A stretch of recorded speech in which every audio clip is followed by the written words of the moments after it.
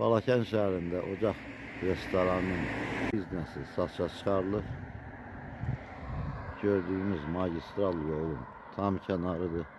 Qaz məkanının girəcəyində yerləşir.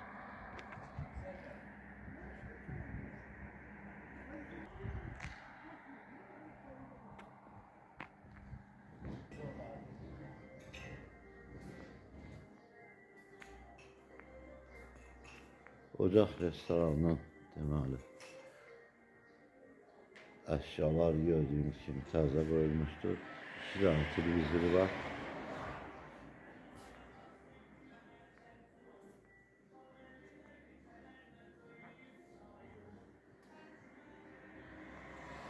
Magistral yolun tam kənarıdır. Gördüğünüz gibi içərisində biznes satılır. Arkaya çıkış kapıları var.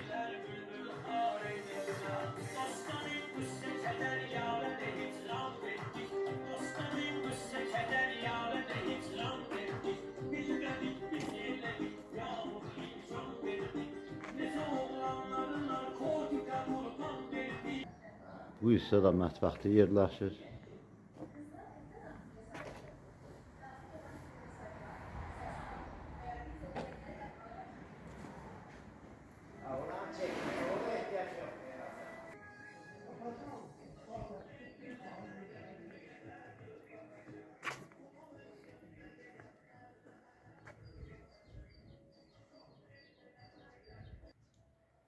Suyu daimidir.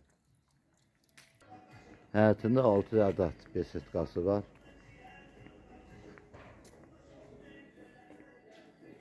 Belə bir hovuzu var.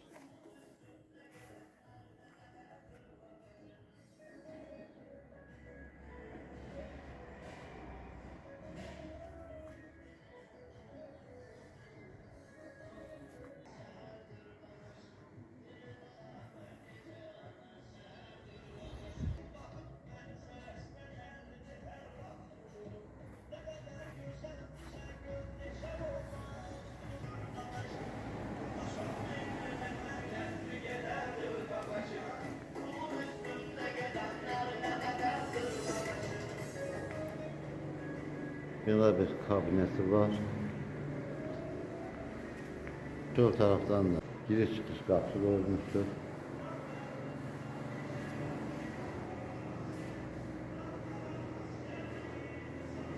Yani obyektin içərisinin biznes satılır. Qiyməti 25.000 manatdır.